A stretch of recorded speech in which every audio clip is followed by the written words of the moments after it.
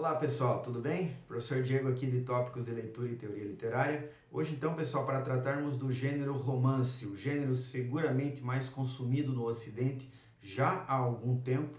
Certamente quando eu faço essas enquetes em sala de aula, normalmente assim, a imensa maioria dos alunos e alunas dizem que preferem ler romance a poesia ou romance a teatro e assim por diante. Então, dos gêneros todos, certamente o mais consumido. As obras, sempre as sagas, de uma maneira geral, são romances. A gente já tratou, quando falamos dos gêneros literários, dos gêneros narrativos, perdão, do romance enquanto aquele gênero maximamente extenso. De fato, não há limite para a extensão, pensando aqui em número de páginas, e todos os elementos da narrativa à extensão ligados, também não há limites neste aspecto. Separei para vocês, para a aula de hoje, aqui alguns teóricos do romance para tratar de alguns aspectos e eu espero que em 10, 12 minutos tudo fique claro para vocês, embora tudo isso que será dito aqui é necessário que você atualize isso, que você leia romances para que você perceba tudo isso na prática, senão fica muito teórico e aí não faz sentido. A primeira teorização que normalmente me vem à cabeça, e da imensa maioria dos professores e professoras, é o livro Teoria do Romance, do Georg Lukács. O Georg Lukács foi um pensador, crítico literário, mas de uma maneira geral, um pensador, um filósofo de viés comunista, que no século passado foi muito importante para vários pensadores da esquerda europeia, e nesse livro ele vai localizar esse gênero literário, o romance, como um sintoma, como o gênero que representa a ascensão burguesa no Ocidente. Então ele vai dizer que o romance é uma espécie de epopeia burguesa. Então ele pega o elemento da epopeia, aqueles seres superiores do passado, lá naquele perfil, e vai dizer, hoje em dia o herói é o burguês, e o romance é o gênero que representa esta classe que agora está, que ascendeu. O Ian Watt, W-A-T-T, vai escrever um livro chamado A Ascensão do Romance, em que ele diz a mesma coisa e inclusive vai robustecer de provas documentais e argumentativas para justificar essa leitura do Georg Lukács, lá na Teoria do Romance. Sendo assim, o personagem agora, o herói do romance é um anti-herói, ou é um herói pouco épico, e nesta epopeia burguesa, então, é ele, esse indivíduo que está diante da sociedade e seus dramas, e suas hipocrisias, e suas mazelas, e assim por diante. Ok? Indo na sequência agora, vou elencar várias leituras do gênero romance para que vocês tenham aí a mente cheia de conceitos, depois consigam perceber isso efetivamente nas leituras, ok? O Ian Forster, um teórico que eu sempre cito em sala de aula, no Aspectos do Romance, ele diz algo muito interessante e que traz uma característica peculiar do gênero romance, sobre a qual tratarei até o final do vídeo na sequência. Então eu vou ler aqui o trechinho em que ele diz o seguinte, ele vai dizer que o romance é feito de uma massa amorfa e que é uma das áreas mais úmidas da literatura. O que significa isso? Já traz essa visão de um gênero que é absolutamente proteiforme, que parece que tudo cabe. Tudo cabe, parece, e de fato é assim. Qualquer outro gênero literário cabe dentro de um romance. E quando você não consegue catalogar aquilo que você está lendo, pode ter certeza, na ficha catalográfica estará romance, ou ficção contemporânea. A palavra ficção é tomada como sinônima de romance aqui nesse sentido.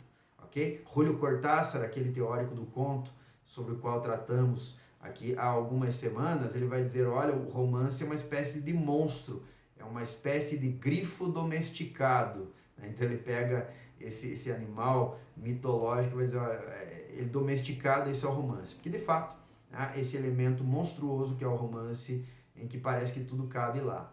Por outro lado, cito aqui também um livro que na minha época de graduação fazia sucesso, que hoje em dia é pouco lido, é O Universo do Romance.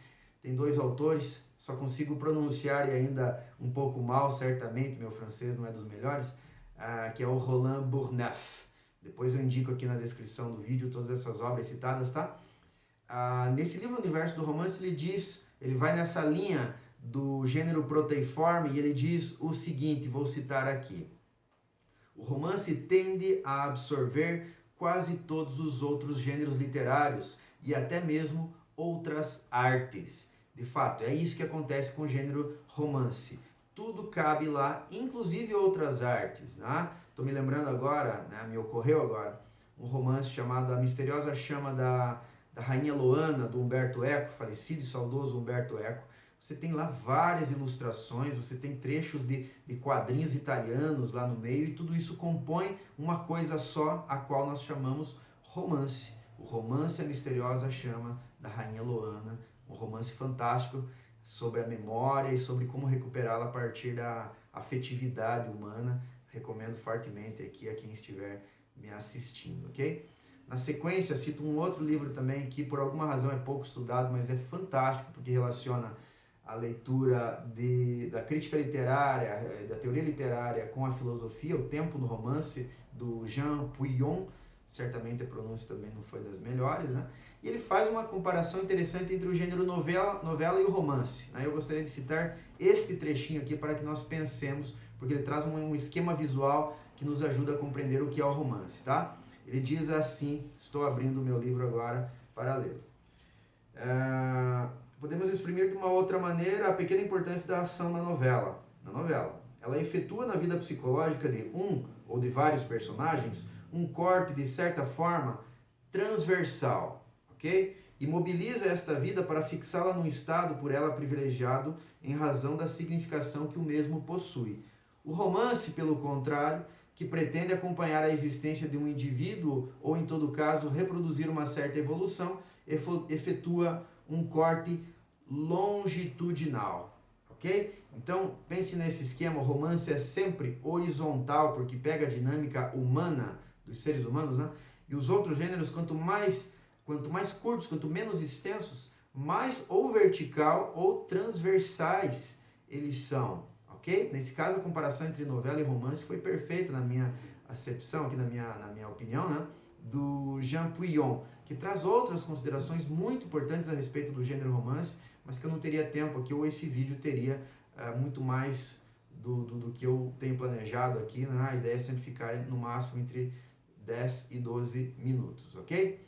Na sequência, pessoal, trago aqui certamente o teórico mais lido nas últimas décadas aqui, em especial nas décadas iniciais do milênio em que nós estamos, que foi o Bakhtin. Estou aqui com 2 livros, o Questões de Literatura e Estética, e com as recentes edições e novas traduções que nós temos tido pela editora 34, destes textos que estão aqui, e que estão sendo agora pela editora 34 retraduzidos pelo Paulo Bezerra, em especial, que é um tradutor favorito aí dos escritores russos, tradutor do Dostoiévski, é o melhor de todos, inclusive.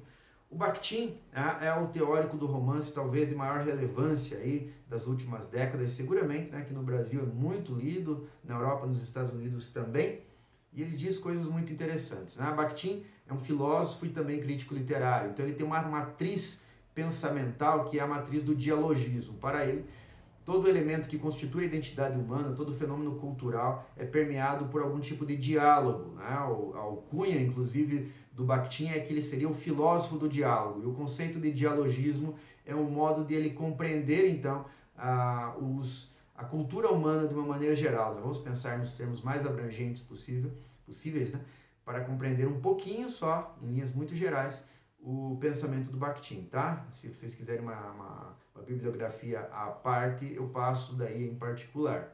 O que ele diz neste livro, que é repleto de vários capítulos, de vários textos esparsos ali reunidos? Ele diz que o romance é um gênero pluristilístico, ok? Plurilingüe, plurivocal.